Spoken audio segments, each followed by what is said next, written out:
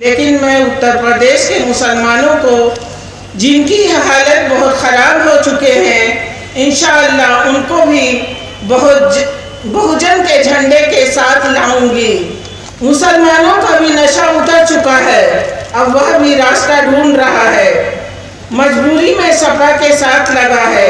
दलित और मुसलमान ईमानदारी से इकट्ठा हो जाए, एक ज़रूरतमंद दूसरे ज़रूरतमंद के साथ हो जाए, तो उत्तर प्रदेश का क्या पूरे हिंदुस्तान में हुकूमत हो जाए।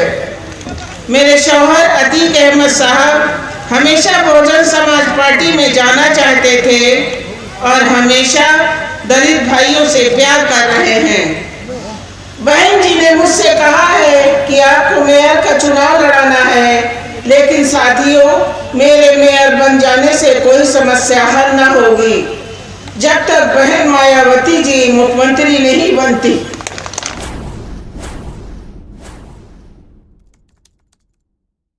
आज इस मंडलीय सम्मेलन के सदर साहब, मंच पे बैठे हुए सभी नेतागण और आए हुए सभी बहुजन समाज पार्टी के जिम्मेदार पदाधिकारीगण और माशरे में समाज में बराबर का हक और सम्मान के लिए लड़ने वाले हमारे बहादुर भाइयों और बहादुर बहनों, आदाब, जय भीम। सबसे पहले मैं शुक्रिया अदा करती हूँ बहन मायावती उमाशंकर जी का और अपने सभी कोऑर्डिनेटर भाइयों का कि आपने हमें बहुजन समाज पार्टी में अपनाया। भाइयों, मैं अभी पार्टी में नई हूँ, इसीलिए मैं किसी का नाम नहीं ले रही हूँ। हालांकि मैं कई साथियों का नाम से जान गई हूँ, लेकिन आप यकीन रखें, बहुत जल्द ही मैं आपको नाम और पद से जानने लगूंगी।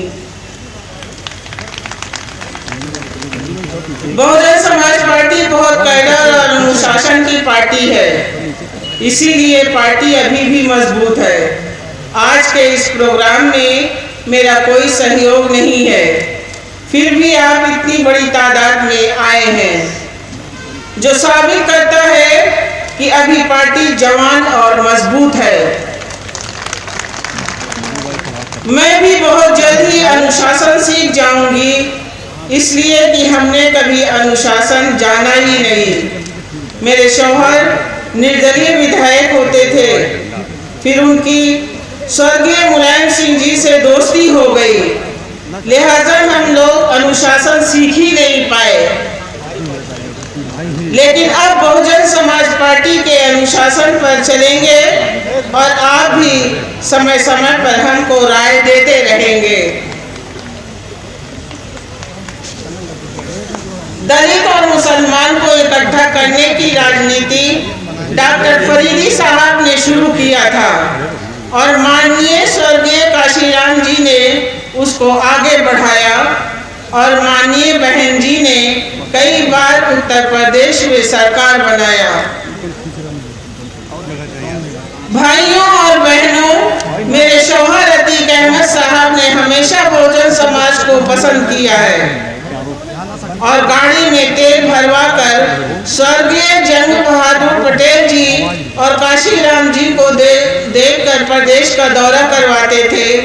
मेरे शौहर काले शीशे की गाड़ी में बैठकर माननीय काशीराम जी का भाषण सुनते थे। मेरे शौहर अतीक अहमद साहब हमेशा बहुजन समाज पार्टी में जाना चाहते थे और हमेशा दलित भाइयों से प्यार कर रहे हैं, वह सम्मान देते रहे हैं। लेकिन नसीमुद्दीन जैसे बहुत से लोगों ने मेरे शौहर को हमेशा बहन जी से दूर रखा, लेकिन आज मौका मिला है।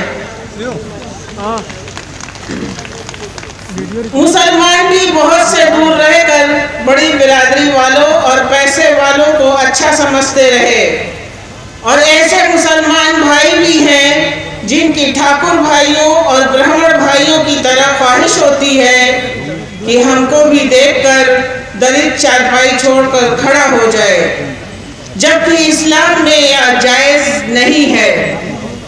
इस्लाम बराबरी की बात करता है। मुस्लिम धर्म में बराबरी के पैगाम को देखकर माननीय भीमराव अंबेडकर साहब 36,000 जाटों भाइयों पश्चिम में दलित भाइयों को जाटो कहते हैं। 36,000 दलितों को लेकर वह मुसलमान होने जा रहे थे।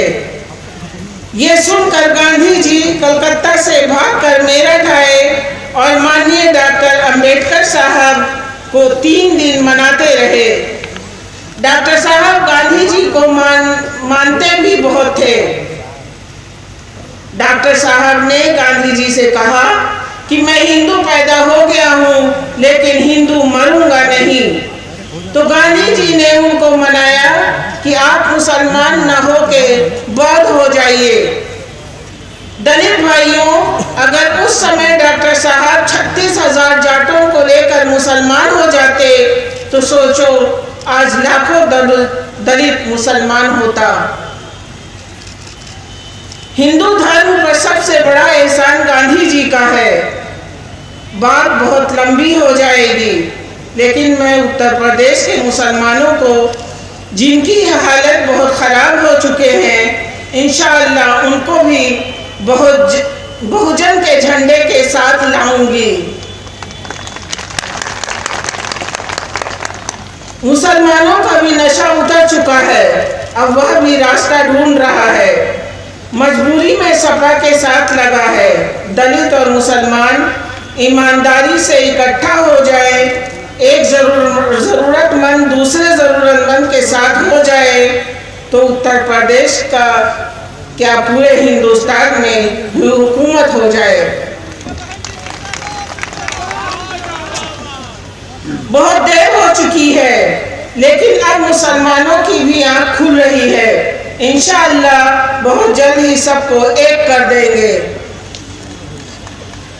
बहन जी ने मुझसे कहा है कि आपको मेयर का चुनाव लड़ाना है, लेकिन साथियों मेरे मेयर बन जाने से कोई समस्या हल न होगी जब तक बहन मायावती जी मुख्यमंत्री नहीं बनती,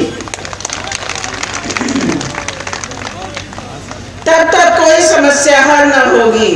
हमारे कम से कम 250 से 300 खास लोग जेल में हैं।